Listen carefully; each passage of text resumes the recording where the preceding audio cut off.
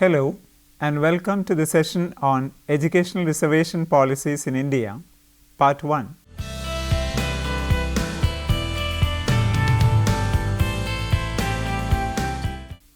In this session, we will discuss the historical context justifying educational reservation policies in India from antiquity to colonial times. Education in pre-modern times in India. A general overview.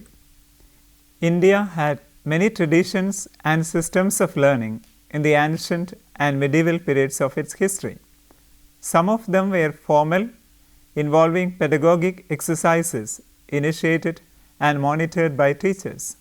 These teachers themselves received formal education from their teachers and had the responsibility to pass on the knowledge they acquired from the latter to others. There were other traditions of skills training that were informal, with hardly any pedagogic exercises involved. These were often considered as outside the purview of education. We shall see more of informal learning practices and why they were not considered learning in the real sense of the term later. Learning before the advent of modern education in India broadly emphasized the progress and cultural evolution of one's self. It was meant to prepare the student to face the challenges of life. In that sense, one remained a student for life and not simply during the period of his formal education. Education was also considered the right path leading to wisdom.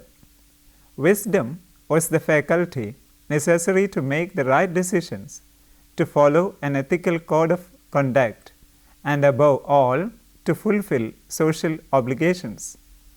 Hindu scriptures refer to education as the third eye of man. The third eye of man, like the third eye of Lord Shiva, gave him divine insight into everything that happened around him on a daily basis. It also showed him how to act in difficult situations. The Mahabharata reminds us that there was no eye that could equal education. Education strengthened man's moral constitution and enabled him to keep out of temptation that led to evil and the destruction of humankind. Education was more than the rote learning of scripture. There were universities and centers of higher learning in ancient times in the country, perhaps before other societies had even begun to think of formal education.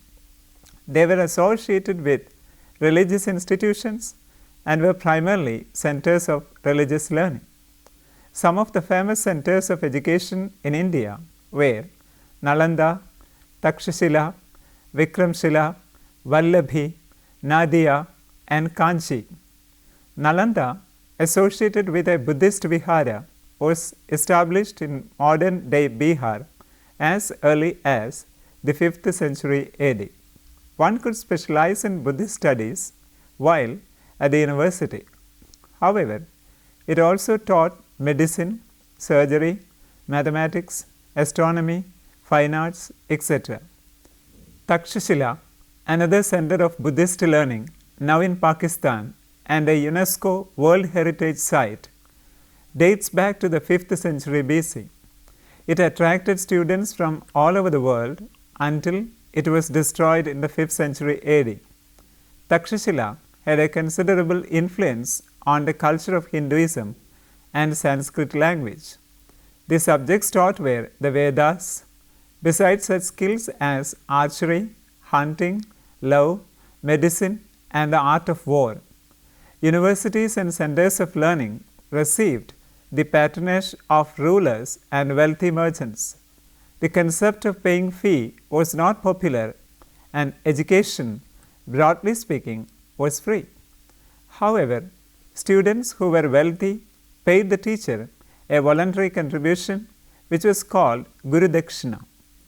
Teachers had great autonomy over the subjects they taught and commanded even greater respect than parents in ancient Indian society.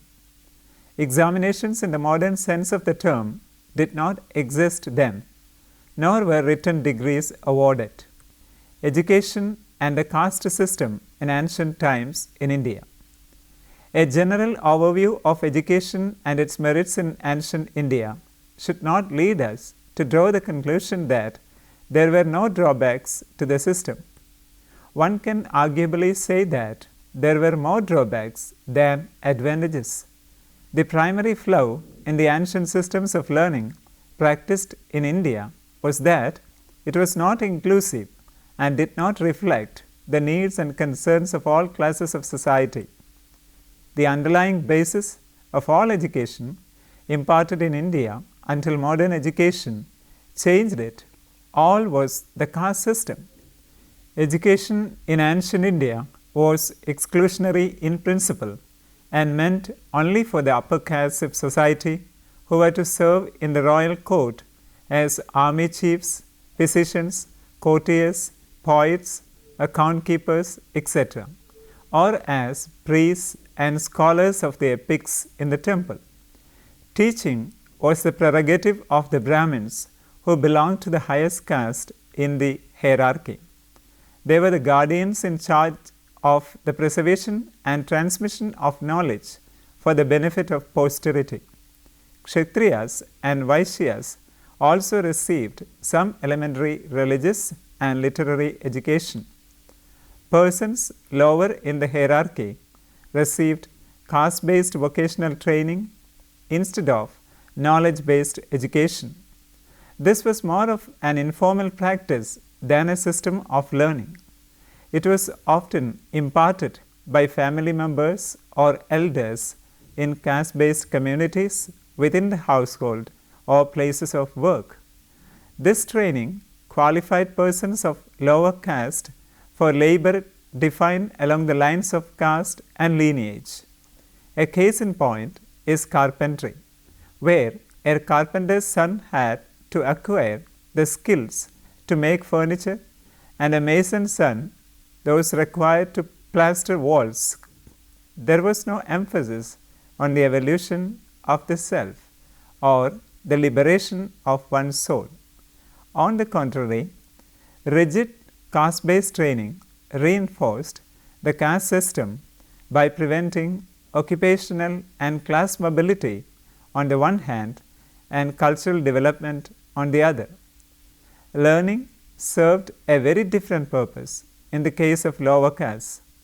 It was primarily meant so that lower castes could earn a living, something that was considered inappropriate in the knowledge-based education system of the upper castes. It was not meant for the upliftment of the lower castes in any manner whatsoever. Rather, it ensured that the upper castes always had the services and labor power of the poor and downtrodden in society. In other words, caste-based training worked indirectly to preserve the power, authority, and culture of the upper castes. Communities of Shudras, lowest in the hierarchy, say for example scavenger, leather workers, and cobblers, received no education or training in skills at all. The conspicuous disadvantage of caste-based training was that there was no emphasis on literary education, except for a very small minority or princes, courtiers, priests, and warriors. There were no more than a handful of persons that were literate. They could neither read nor write, a deficiency that prevented them from constituting a society. They had no role to play in the life at court, nor did they participate in the larger affairs of the state. The monopoly that the upper castes, particularly the Brahmins, held created a huge rift between them and the lower castes, who remained largely poor, illiterate, and ignorant. This was not only disadvantageous to the cause of social harmony and progress, but detrimental to the advancement of knowledge as well. Everything had to be sanctioned on the basis of answers provided by the scriptures and the Vedic texts, especially laws and rituals. Not only could none other than Brahmin priests read the scriptures, but there was no mechanism available to verify if the interpretations of the Brahmin priests were right. In other words, knowledge, law, and what was supposedly the truth was never objective, as it perhaps is today. History of modern education in India and its laying the ground for reservation policies in later times. The foundations of modern education in India were laid in the first half of the 19th century, with the British championing the cause of Western education. Lord Macaulay's Minute of 1836 was the first colonial step in the direction of establishing government schools and colleges in India with a view to providing English language education. Of greater significance was Sir Charles Wood's Education Despatch of 1854. It set the terms for the establishment of provincial education departments and government and voluntary or private schools, as we would call them now. It also included provisions for the establishment of universities in India based on the London model of affiliated colleges in the Calcutta, Bombay, and Madras presidencies. Wood's Education Despatch of 1854 was similar in many ways to modern-day national policies on education. It formulated policies for the development of schools at the primary, secondary, and collegiate level.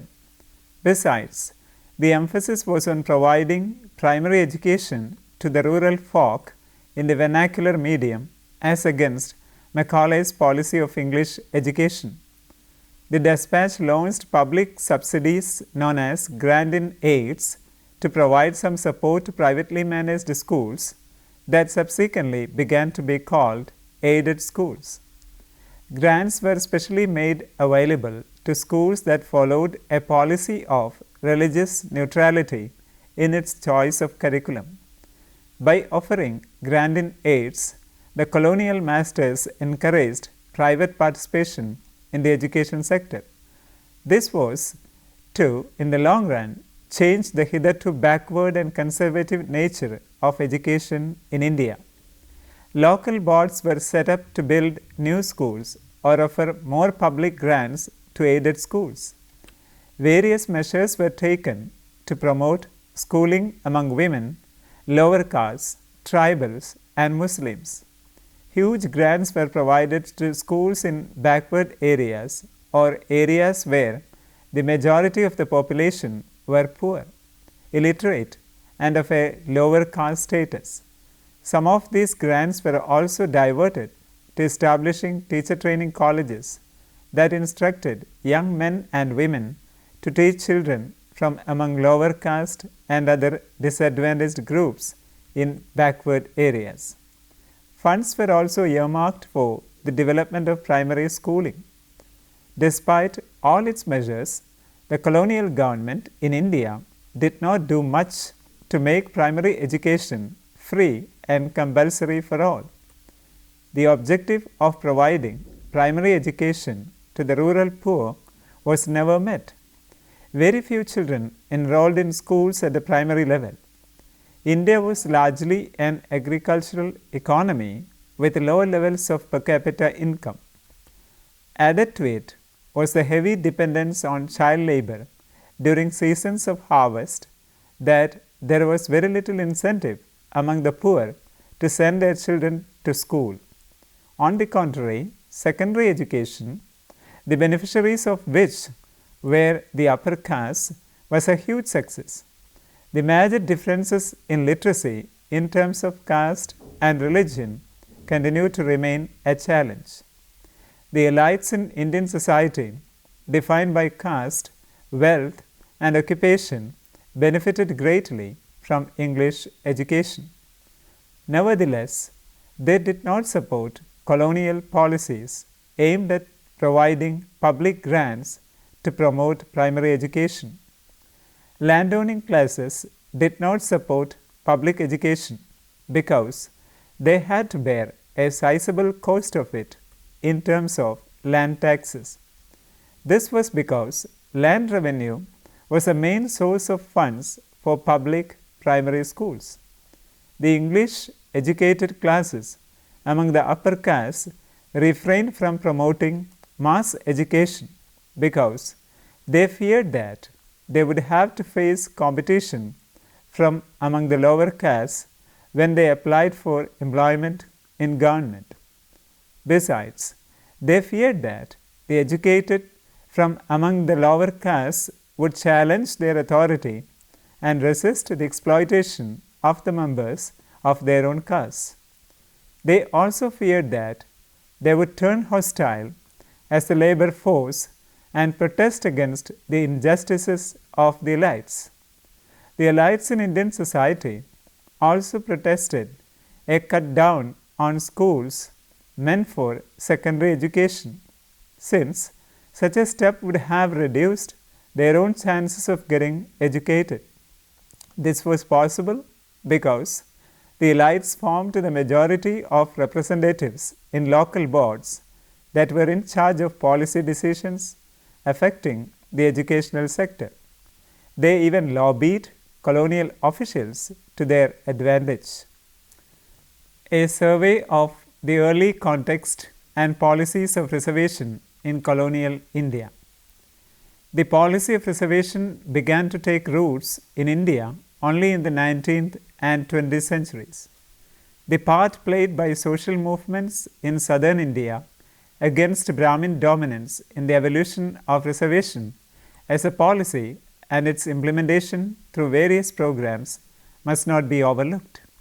In the latter part of the 19th century and the early part of the 20th century, the Lingayat movement in Karnataka had gathered momentum and had begun to resist Brahmin dominance in education and government. The Lingayats strived to modernize and mobilize their community through access to education. In Tamil Nadu, the justice movement was launched by intermediate castes under the leadership of C. N. Mudaliyar, T. M. Nair, and P. Tyagaraja Chetty in 1915. There was also the self-respect movement led by E. V. Ramaswamy Naikar, which advocated forcible temple entry by lower castes, the burning of the Manusmriti, etc.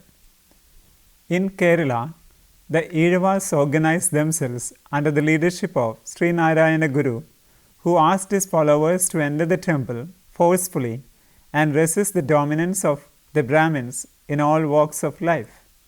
The political climate in which reservations came into effect is also worth taking note of.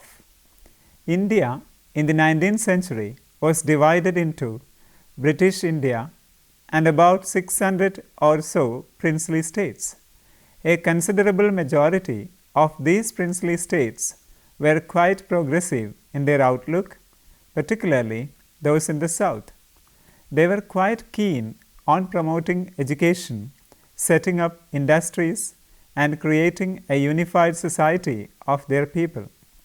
It was owing to such an outlook that the social movements against Brahmin dominance gained currency.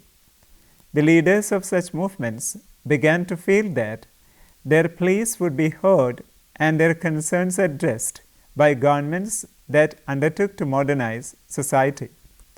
These movements put immense pressure on the colonial government and the administrations of princely states to reserve seats for the non-Brahmins in public services and educational institutions.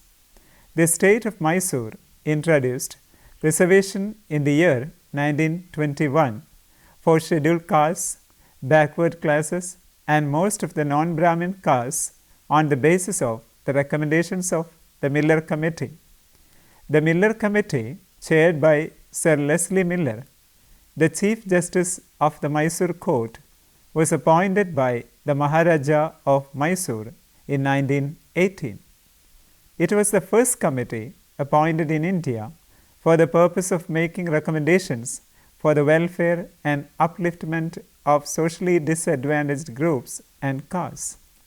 with the Justice Party coming to power in the Madras Presidency in 1920, the idea of reservation in government services for non-Brahmin castes started gaining currency in Tamil Nadu as well.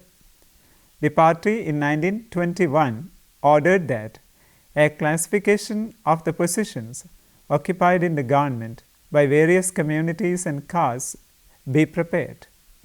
This paved the way for the promotion of non-Brahmins in government jobs in the presidency.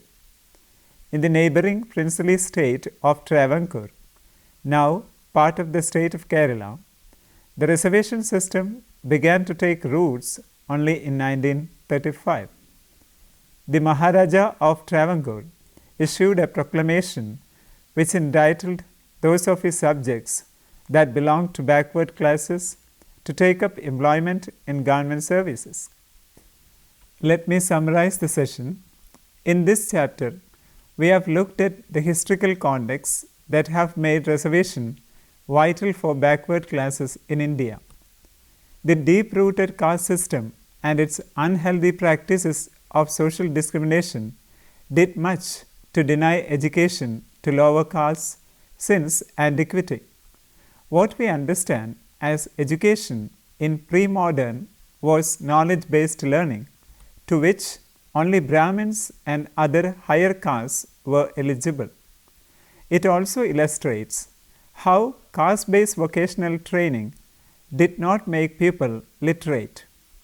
Instead, it kept the caste hierarchy and social order intact by denying the lower castes the knowledge required for social and occupational mobility. A discussion of the colonial policies in the field of education and what it did to include lower classes and castes is attempted later. We also saw how the colonial government did not invest much in primary education for the masses and how the upper castes worked around colonial policy to maintain the age-old practice of keeping the masses in the dark. Then a brief survey of the political context, the social conditions, etc. in South India that helped implement reservation in the governments of princely states and the British presidency. Now, you can try to answer the questions given here. How did Wood's Education Dispatch of 1854 contribute to education in India? What kind of schools were grant-in aids offered to? What were the disadvantages of caste-based training? Which ancient center of Buddhist learning is now a UNESCO World Heritage Site? How did differential access to education for different castes help preserve the caste hierarchy and social order? Hope that you can go through the reference books listed here. Reservations in India, Myths and Realities, authored by Rana M.S., 2008, Concept Publishers. Reservation Policy and Scheduled Castes in India, authored by Vakil A.K., 1985, APH Publishers. Hope that you have enjoyed this program. We can meet again with another topic soon. Till then, take care.